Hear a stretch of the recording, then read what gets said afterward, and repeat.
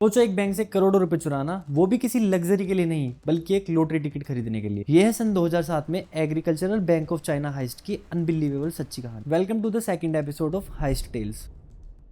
मेरा नाम है अंकित बलहारा और आप देख रहे हैं द मैन स्लेयर स्टोरीज, जहां हम आपको बताते हैं ट्रू क्राइम स्टोरीज। आज की कहानी में हम जानेंगे कैसे दो बैंक मैनेजर्स ने मिलकर 6.7 मिलियन डॉलर की चोरी को अंजाम दिया। वीडियो को एंड तक देखिए और पूरी कहानी जानिए। चलिए इस कहानी को शुरू से शुरू करते हैं। एग्रीकल्चरल बैंक ऑफ चाइना, जो एजी बैंक के नाम से भी जाना जाता है, एक बहुत बड़ा और प्रेस्टिजियस बैंक है जो चाइना के 4 सबसे बड़े बैंक में से एक है। ये बैंक हर दिन मिलियंस ऑफ युआन्स हैंडल करता है और इसकी ब्रांच पूरे देश में फैली हुई है। साथ ही इसकी ब्रांच न्यूयॉर्क, लंदन, टोक्यो और दुनिया के कई शहरों में भी है। होंडन ब्रांच, जहां ये हाइस्ट हुई थी, एक छोटी सी ब्रांच थी, लेकिन वहां भी डेली ऑपरेशंस काफी हैवी थे। इस कहानी के दो मेन कैरेक्टर हैं, रैन और मा। दोनों ही होंडन ब्रांच में वोल्ट मैनेजर थे। रैन एक शांत और एडोरेबल व्यक्ति था जो अपने काम में माहिर था। मा एक फ्रेंडली और डिपेंडेबल एम्प्लॉय माना जाता था, लेकिन इनके दिमाग में कुछ और चल रहा था। ये रोज मिलियंस ऑफ डॉलर्स हैंडल करते थे, पर उनकी लाइफ में बहुत सारी फाइनेंशियल प्रॉब्लम्स चल रही थी और उनकी प्रॉब्लम का सोल्यूशन उनके सामने ही था, लेकिन वो पैसा बैंक का था। तो उन्होंने एक ऐसा प्लान बनाया जिसकी किसी ने उम्मीद तक नहीं की थी।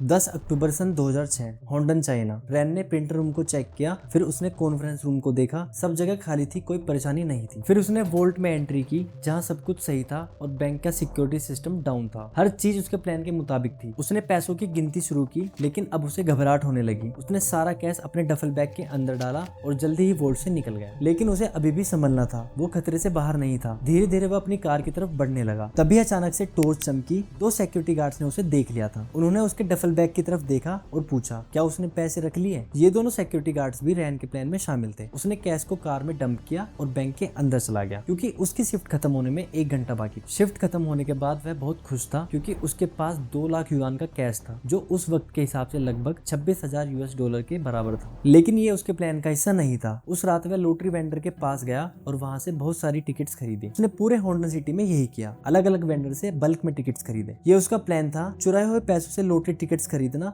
इस उम्मीद में कि कोई बड़ा इनाम जीत सके और बैंक के पैसे वापस कर सके बिना किसी को पता चले। और अगर उसके लक ने साथ दिया तो कुछ पैसे वो अपने लिए भी बचा लेगा। आप यकीन कर सकते हो कि उन्होंने सोचा था कि चोरी के पैसों से वो लॉटरी जीत जाएंगे। अगर तुम्हें लगता है कि स्टूपिड प्लान था, तो तुम बिल्कुल सही सोच रहे हो। लॉटरी टिकट्स ऐसे डिजाइन किए जाते हैं कि उनसे मिलने वाला रिटर्न हमेशा कम हो। एक बड़ी रकम जीतने के चांसेस बहुत कम होते हैं। अगर ये इतना सिंपल होता तो हर कोई यही कर रहा होता। फिर भी रैन ने अपने प्लान पर अमल किया और लकीली वो 1 लाख युआन जीतने में कामयाब रहा। उसने बैंक के 2 लाख युआन को चुपचाप रिटर्न कर दिया, बिना किसी बैंक स्टाफ को इस बारे में कुछ भी पता चले। कुछ लोग इतनी बड़ी चोरी करने के बाद लाइफ में आगे बढ़ जाते हैं, बट रैन उनमें से नहीं था। उसने सारे पैसे लग्जरी आइटम्स और दूसरी चीजों में वेस्ट कर दिए। पहली चोरी से उसका हौसला और भी बढ़ गया, इसलिए 5 महीने बाद मार्च 2007 में उसने दूसरी हाइस्ट की प्लानिंग की। इस बार रैन का एम्बिशन ज्यादा था। एग्रीकल्चर बैंक ऑफ चाइना के वॉल्ट्स लोडेड थे और इस बार रैन को पहले से ज्यादा पैसे चाहिए थे, इतने ज्यादा कि इस बार वो चोरी अकेले नहीं कर सकता था। उसके पास सिक्योरिटी गार्ड्स तो थे,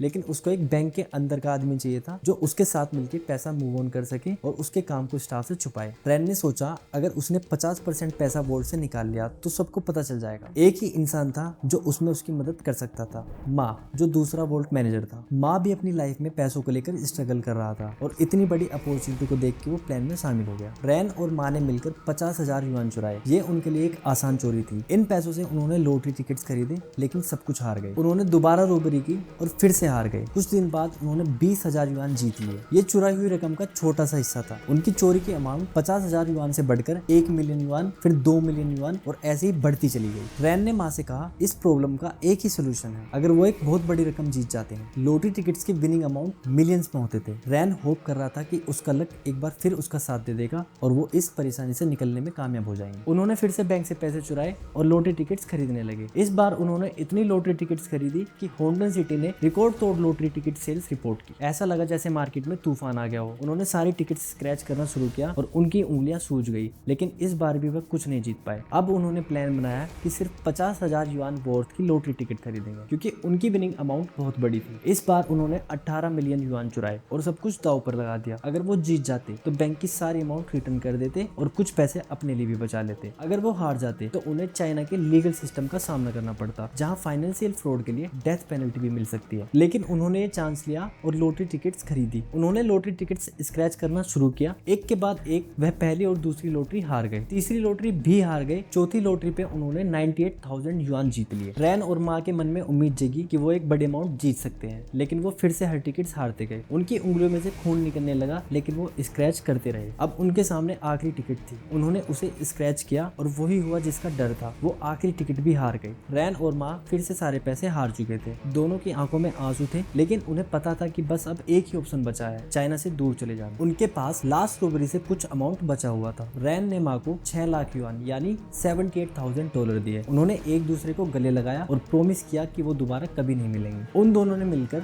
2 टन कैश चुराया, जो लगभग 33 मिलियन युआन यानी $4.3 मिलियन के बराबर था। 16 अप्रैल 2007 को बैंक मैनेजर को असली घोटाले का पता चला। उन्होंने तुरंत पुलिस को कॉल किया और एक इंटरनल इन्वेस्टिगेशन शुरू हुई। जल्दी ही उनका शक रैन और माँ पर गया। इनकी एक्टिविटीज और रिकॉर्ड्स को चेक करने के बाद पुलिस ने तुरंत रैन और माँ को अरेस्ट करने के लिए एक्शन लिया, लेकिन वो शहर छोड़ चुके थे। रैन और माँ ने फेक आइडेंटिटी कार्ड बनाए और अलग अलग डायरेक्शन में निकल गए। पुलिस ने उन्हें पकड़ने के लिए एक्सटेंसिव मैनहंट किया और चाइना की पब्लिक सिक्योरिटी मिनिस्ट्री ने दोनों आदमियों को मोस्ट वांटेड लिस्ट में डाल दिया। माँ बीजिंग की तरफ भाग गया था, जो एक गलत डिसीजन था क्योंकि बीजिंग हेवली पुलिस्ड सिटी है। 2 दिन बाद 18 अप्रैल 2007 को पुलिस ने माँ को अरेस्ट कर लिया। दूसरी तरफ रैन साउथ की तरफ भागा और एक कोस्टल टाउन पहुंच गया जो जियांगसू प्रोविंस के अंदर था। रैन ने जियांगसू प्रोविंस में टैक्सी से सफर किया और फिर एक ब्लैक कलर की होंडा खरीदी। उसने एक हाई एंड अपार्टमेंट रेंट किया, लेकिन पुलिस उसके पीछे थी। एक टैक्सी ड्राइवर, लैंडलॉर्ड और कार सेल्समैन ने पुलिस को नोटिफाई किया। 19 अप्रैल को पुलिस ने रैन को भी अरेस्ट कर लिया। रैन और माँ का सपना जो शुरू में इतना प्रोमिसिंग लग रहा था, अब सब खत्म हो चुका था। इन्होंने अपनी गलती मान ली और इनको कस्टडी में ले लिया गया। रैन और माँ को कोर्ट में प्रेजेंट किया गया, जहां उनके क्राइम्स को डिटेल्ड इन्वेस्टिगेशंस के बाद साबित किया गया। चाइना में फाइनेंशियल क्राइम्स के लिए काफी स्ट्रिक्ट पेनल्टीज है। रैन और माँ को डेथ सेंटेंस दिया गया और जो 2 सिक्योरिटी गार्ड्स इन्वॉल्व थे उनको भी 5-5 साल की सजा हुई। साथ ही एक और इंसान जिसने माँ को बीजिंग में शेल्टर दिया था और भगने में मदद की थी, कोर्ट ने उसे भी 5 साल की सजा दी। 31 मार्च 2008 को रैन और माँ को एग्जीक्यूट कर दिया गया।